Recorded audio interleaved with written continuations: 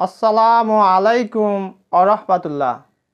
Dear viewers, how are you? I hope you are well. Alhamdulillah, I am also well. This is Abdul Bari. Welcome to my channel, English Motivation 21. Today I would like to talk a most important topic. Today's topic, preposition board questions.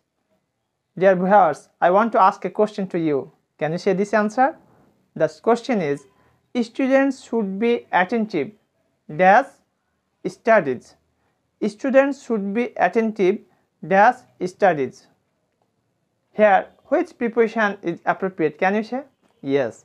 Students should be attentive to studies. That means after attentive we have to take what? To.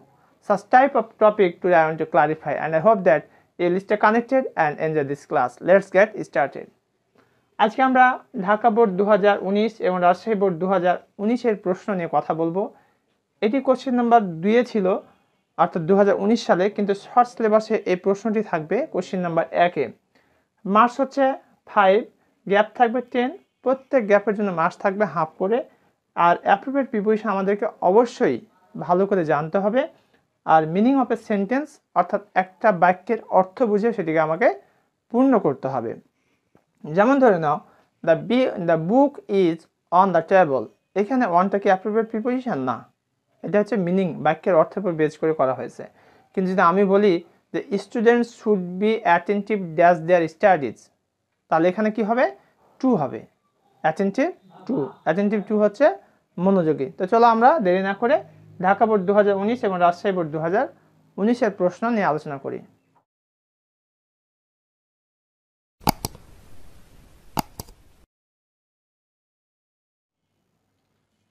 এখন আমরা Dhaka board এবং Rajshahi board 2019 যে প্রশ্ন এসেছিল সেটি এখন দেখব। Complete the text with suitable preposition. সঠিক প্রিপোজিশন আমাকে এটা প্যাসেজটি পূরণ করতে হবে, পরীক্ষায় শুধু উত্তর লিখতে হবে। Mister Reza works as a clerk. অ্যাজটা এখানে প্রিপোজিশন। মিস্টার রেজা ওয়ার্কস কাজ করে অ্যাজ এ ক্লার্ক, একজন কিরানি হিসেবে ইন এ লোকাল স্কুল, একটা গ্রামের বিদ্যালয়ে মিস্টার রেজা কিরানি হিসেবে কাজ করে। হিজ পোর বাট অনেস্ট, সে গরিব কিন্তু সৎ। হিজ অনেস্টি ইজ নোন, নোনের পরে সবসময় প্রিপোজিশন টু হয়, বাই হয় একটা প্রবাদ বাক্য রয়েছে সেই জায়গাতে, যে a man is known by the company he keeps. A man is known by the company he keeps, সেই জায়গাতে নর্মালি নোয়ের পরে টু প্রিপোজিশন হয়, এটা অ্যাপ্রোপ্রিয়েট প্রিপোজিশন। হিজ অনেস্টি, তার সততা, ইজ নোন টু এভরিওয়ান, প্রত্যেকের কাছে জানা। ইন হিজ লোকালিটি, তার এলাকায়। হি ওয়াফেন সাফার্স, সাফার্সের পরে সবসময় প্রিপোজিশন ফ্রম হয়, এটাও কিন্তু appropriate preposition. He often suffers from hunger, সে প্রায় ক্ষুধাতে কষ্ট পায়, মানে ক্ষুধা লেগে থাকে তার, মানে খাবার সঠিকভাবে পায় না যেহেতু গরিব মানুষ। হি ইজ ডিপ্রাইভড অফ, ডিপ্রাইভডের পরে প্রিপোজিশন অফ হয় সবসময়। He is deprived of comfort and many other things, সে অনেক কিছু থেকে বঞ্চিত। ডিপ্রাইভড অফ মনে হচ্ছে বঞ্চিত। নেভারদেলেস, তা সত্ত্বেও, he does not long for wealth, সে সম্পদের প্রতি সে ধরনের উচ্চাভিলাষ বা লালসা নেই। লং ফর মানে ডিজায়ার, আকাঙ্ক্ষা, সেটা নেই। লং ফর এটা appropriate preposition. He never hankers after, উচ্চাভিলাষ বা আকাঙ্ক্ষা, হ্যাঙ্কার আফটার, এটা appropriate preposition. Name and fame, তার মানে যশ খ্যাতি এই নিয়ে খুব একটা হ্যাঙ্কার তার কাজ করে না। এই হ্যাঙ্কার পরে আফটার প্রিপোজিশনটা কিন্তু তোমার appropriate preposition. He leads his life by honest means, মানে সততার সাথেই সে জীবনযাপন করে আর কি। He is satisfied with what he has, তার যা আছে সেটা নিয়ে সে সন্তুষ্ট। স্যাটিসফাইড উইথ, সন্তুষ্ট, এটা কিন্তু অ্যাপ্রোপ্রিয়েট প্রিপোজিশন। বাট সামটাইমস, কিন্তু মাঝে মাঝে, হি রানস ইন্টু ডেট, সে ঋণগ্রস্ত হয়ে পড়ে। And poverty is responsible for this debt, আর এর জন্য কিন্তু দায়ী হচ্ছে তার দারিদ্রতা, কারণ সে গরিব মানুষ, অনেক সময় ঋণগ্রস্ত হয়ে যায়। হাউএভার, যাই হোক, হি does not like to depend one অথবা আপন আদার্স। ডিপেন্ডের পরে নর্মালি ওয়ান প্রিপোজিশনটি হয়, আমরা ওয়ানটাকে বেশি প্রায়োরিটি দেব। He does not like to depend, সে পছন্দ করে না ডিপেন্ড অন আদার্স, অন্যের উপরে নির্ভরশীল হয়। এখানে দেখো বন্ধুরা, ওয়ার্ডস অ্যাজ, তারপরে known to, suffer from, deprived of, long for, hanker after, তারপরে এখানে তোমার স্যাটিসফাইড উইথ, ডিপেন্ড ওয়ান, এই যতগুলো আমি তোমার এই মুহূর্তে বললাম সবগুলো কিন্তু appropriate preposition.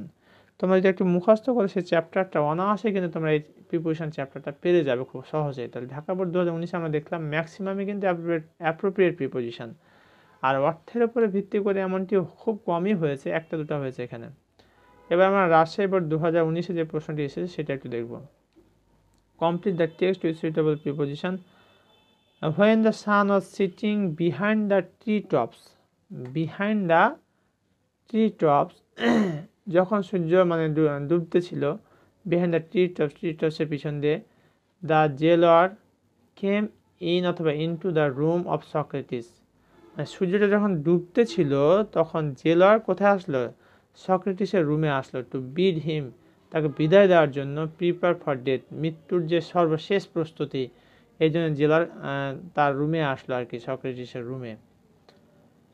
In those days, সেই দিনগুলোতে, অর্থাৎ সক্রেটিস যখন বেঁচে ছিল সেই সময়ের কথা বলা হচ্ছে। পিপুল ওয়ার সেন্টেন্সড, জনগণকে মৃত্যুদণ্ড দেওয়া হতো, to death by giving a cup of poison, বিষের মাধ্যমে, ইন এথেন্স, মানে বিষ, কাপে করে বিষ দেওয়া হতো। সক্রেটিস নিউ, সক্রেটিস জানতো, দিস এটা, অ্যান্ড হি নোডেড, মাথা নাড়ালো, নোডেড অ্যাট, এটা প্রিপোজিশন, টু দ্য জেলার, জেলারের কাছে। বাস্টিং ইন্টু টিয়ার্স, কান্নায় ফেটে পড়লো, the jailer went out of the room, রুমের বাইরে চলে গেল। Bursting into tears, the jailer went out of the room and return with a cup of hemlock, এবং বিষ নিয়ে আসলো আর কি কাপে করে।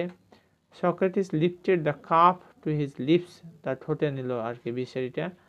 হিজ পিপলস, তার শিষ্যরা, তার ছাত্ররা, try to keep back their tears, তাদের কান্না কি করতে চাইল, রোধ করতে চাইল। But soon the room was filled with the sound of weeping, কিন্তু শীঘ্রই রুম একেবারে কান্নায় ভরে গেল।